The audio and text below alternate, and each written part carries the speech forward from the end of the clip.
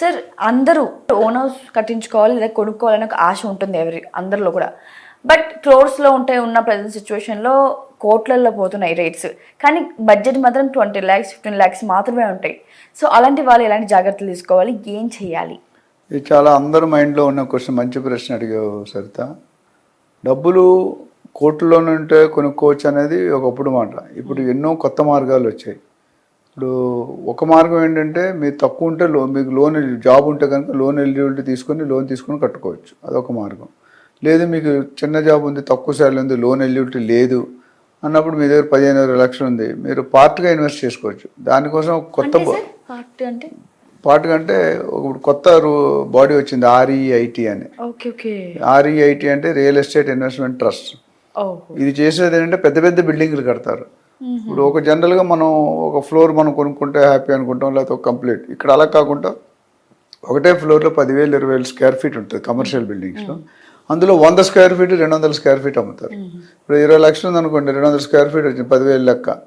ఆ 20 లక్షలు పెట్టాక డే 1 నుండి రెంట్ వస్తుంది వాళ్ళకి, వేరే రెసిడెన్షియల్లో రాదు. డే 1 అంటే మీరు 20 లక్షలు పెడితే 17-18 లక్షలు రెంట్ వస్తుంది, 17-18 వేలు రెంట్ వస్తుంది సంవత్సరానికి, ఎవ్రీ మంత్. సో అంటే ఇక్కడ ఉన్న అటువంటి ఒక ప్రాజెక్ట్, పెద్ద ప్రాజెక్ట్ 2 లక్షలు 3 లక్షలు స్క్వేర్ ఫీట్ కట్టినప్పుడు అదొక 5 సంవత్సరాలు పడుతుంది ప్రాజెక్ట్ కట్టడానికి. అక్కడ ఏమవుతుందంటే వీళ్ళు ఏదైతే 20 లక్షలు పెట్టారో ఒక ఫ్లోర్లో చిన్న భాగంకి నీకు ఓనర్షిప్ వస్తుంది. సో నువ్వు చిన్న భాగం అయినా పెద్ద భాగం ఓనరే, బయ్యరే, సెల్లరే. సో ఆ సంతృప్తి, నా ప్రాపర్టీ అనగానే ఆ కళ్ళల్లో ఆనందం వేరుంటుంది ఎవరికైనా, లేడీస్ అయినా జెంట్స్కి అయినా, ఓల్డ్ అయినా, యంగ్ అయినా. సో ఇక్కడ ఆ పరిస్థితి ఉంది మనకి. సో మీ దగ్గర 20 లక్షలు ఉంది, బ్యాంకులో వేసుకుంటే ఎంత వస్తుంది మీకు తెలుసు, బట్ ప్రాపర్టీ ఓనర్షిప్ రాదు మీకు. ఇక్కడ ఓనర్షిప్ అనే సాటిస్ఫాక్షన్ కొన్ని వేలు వాల్యూ ఉంటుంది, మనం లెక్క పెట్టలేం. సో 20 లక్షలు పెడితే 18,000-17,000 రెంట్ వస్తుంది నెలకి.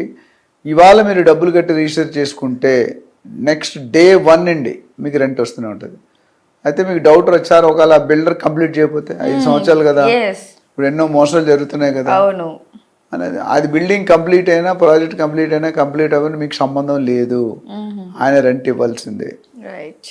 సో ఇంకొక క్వశ్చన్ జనాలకు వచ్చేది ఏంటంటే, ఓకే ప్రాజెక్ట్ కంప్లీట్ అయింది, టెనెంట్ దొరకలేదు. టెనెంట్ దొరకకపోతే ఎలాగా? సో టెనెంట్ దొరకకపోతే కూడా మీకు సంబంధం లేదు, ఆయనే రెంట్ కడతాడు. మన కమిట్మెంట్ అలా ఉంటాయి అగ్రిమెంట్స్. ఎందుకంటే మీరు 20 లక్షలు 5 సంవత్సరాల ముందు. ఈ ప్రాసెస్ ఇప్పుడే స్టార్ట్ అయింది సార్? లేదు, ఉంది. మనం ఎక్కువ ఇప్పుడు డిస్కస్ చేసే అవకాశం రాలేదు, కొన్ని ఇయర్స్ బట్టి ఉంది. సో అదే ఒక విసురుబాటు. నెక్స్ట్ సార్ టెనెంట్ వచ్చాడని రెంట్ తక్కువ ఇస్తున్నాడు, అప్పుడు నీకు ప్రాబ్లం లేదు. వాళ్ళే రెంట్ తక్కువైందని సపోజ్ నెలకు 100 రూపాయలు రెంట్ ఉంది స్క్వేర్ ఫీట్కి, అది 80 రూపాయలకే సైన్ చేశాడు, ఆ 20 రూపాయలు కలిపి మీకు ఇస్తాడు. ఓకే, అంటే ఇది చేసి మనం ఏమీ లాస్ అవ్వము. సపోజ్ టెనెంట్ ఎక్కువ ఇచ్చాడు, 100 రూపాయలు 120 రూపాయలు ఇచ్చాడు, అప్పుడు ఏమవుతుంది?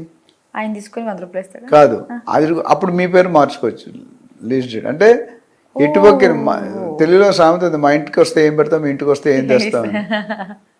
మా ఇంటికి వస్తే ఏం తెస్తాం, మీ ఇంటికి వస్తే ఏం పెడతాం, అవునా? ఇక్కడ అలా దానికి భిన్నంగా ఉంది. నువ్వు ఎటుపక్క చూసుకున్నా వన్ సైడెడ్ అఫైరే. అంటే builder is taking that much responsibility, అది ఇంపార్టెంట్. సో 10 లక్షల నుండి 5 లక్షల నుండి కూడా పెట్టుకోవచ్చు. అందుకనే రియల్ ఎస్టేట్ ఇన్వెస్ట్మెంట్ ట్రస్ట్ అంటే ఒక ఫండింగ్ లాగా. ఇప్పుడు మీరు రికరింగ్ డిపాజిట్ అని ఉంది బ్యాంకులో, నెలకి 10,000 20,000 మీరు 100 రూపాయలనే వేసుకోవచ్చు, మీకు దగ్గర ఉన్న పరిస్థితి బట్టి ఎంతైనా వేసుకుంటూ పోతే అది అక్యుములేట్ అయ్యి దాని మీద ఇంట్రెస్ట్ వస్తుంది. అంటే చాలా ఇది ఒక మంచి మార్గం. అయితే ఇక్కడ ఓన్లీ నెగిటివ్ ఏంటంటే, ఒకవేళ బిల్డర్ నిజంగా మంచోడా కాదా, 5 సంవత్సరాలు డబ్బులు తీసి వెళ్ళిపోతాడు, ఉటాయిస్తాడా, ఆ ఛాన్స్ అనేది ఉంటుంది. బట్ 99% అన్ని అప్రూవల్స్ ఉంటాయి కాబట్టి ప్రీ లాంచ్ కాకుండా పర్మిషన్స్ వచ్చే తీసుకోవాలి పబ్లిక్. చాలా ప్రీ లాంచ్ అనేది తీసుకోవాలి సజెషన్. ఎందుకంటే రేపు పర్మిషన్ అయితే బిల్డర్ మంచోడే, బట్ మీకు డబ్బులు రావుగా. చాలా మంది బిల్డర్స్ మోసం చేయాలని వెళ్ళరు, కొంతమంది ఒక 10% ఉన్నా మిగతా 90% లాంగ్ టర్మ్ లో మోసం చేయరు. కానీ వాళ్ళు మోసపోయినప్పుడు మిమ్మల్ని మోసం చేస్తాడు ఆయన. సో పర్మిషన్, ఇప్పుడు ప్రీ లాంచ్ అంటే ఏంటి, పర్మిషన్ లేకుండా డబ్బులు తీసుకోవడం. ఆ తర్వాత డాక్యుమెంట్ చెక్, లీగల్గా ప్రాపర్టీ చెక్ చేస్తే లీగల్ ప్రాబ్లం వస్తే లీగల్ ఇష్యూ ఉంది అనుకోండి, వాడు బ్యాంక్ లోన్ రాదు, రేరా పర్మిషన్ రాదు, డిటిసిపి రాదు, హెచ్ఆర్ ఏవీ రావు. సో పర్మిషన్ అయితే మీరు కట్టలేరు. సో ఇందులో ఏంటంటే బిల్డర్ బ్యాక్గ్రౌండ్ చాలా ఇంపార్టెంట్. కొంతమంది అప్పులు తీసుకొని కడతారు, కొంతమంది వాళ్ళ డబ్బులతో కడతారు.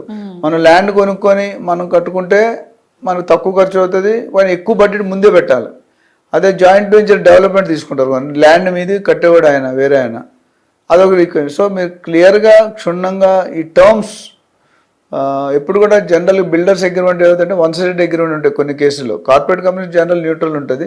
ప్లస్ ఇప్పుడు రేరా అనేది ఒక ఫార్మాట్ ఇస్తుంది. వాళ్ళ ఇష్టం ఎవరిష్టం, ఇంతమంది ఎవరిష్టం వచ్చినట్టు వాళ్ళు రాసుకునేవారు. రేరాకు ఒక ఫార్మాట్ ఉంటుంది. ఆ ఫార్మాట్లో ఆ అంశాన్ని కంపల్సరీ ఇటు తిప్పి అటైనా అటు తిప్పి ప్రజెంట్ చేయాలి. అది ప్రజెంట్ చేసినప్పుడు మీకు ఇబ్బంది ఉండదు. సో ఇన్ని జాగ్రత్తలు తీసుకుంటారు కాబట్టి మీకు ఎవరికైనా ఇన్కమ్ కావాలి ఎవ్రీ మంత్. మాకు ఇప్పుడు ముసలి వాళ్ళు ఉన్నారు, వాళ్ళ కొడుకులు అమెరికాలో ఎక్కడో సెటిల్ అయిపోయారు. వాళ్ళు మంత్లీ ఇప్పుడు 70 సంవత్సరాలు పని చేయలేరు.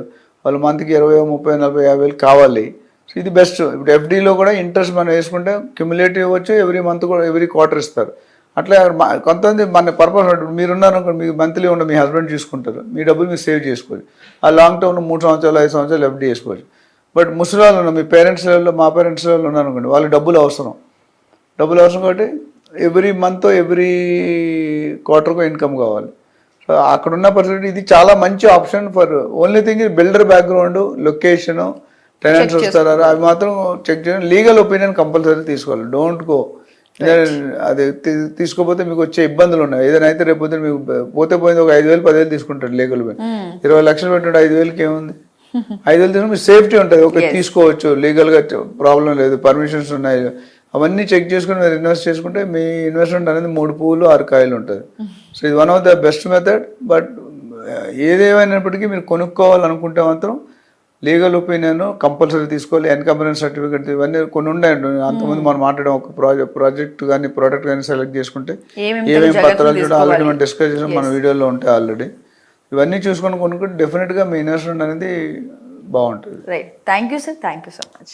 ఇప్పుడు ఆపరేషన్ లేకుండానే మోకాళ్లకు ప్లాస్మా ట్రీట్మెంట్, మీ ఆర్థోపెటిక్ సమస్యలన్నిటికీ రోబోటిక్ టెక్నాలజీ ద్వారా తక్కువ ఖర్చుతో శాశ్వత పరిష్కారం, ఫ్రీ కన్సల్టేషన్, ప్రతి ట్రీట్మెంట్ పై 20% డిస్కౌంట్.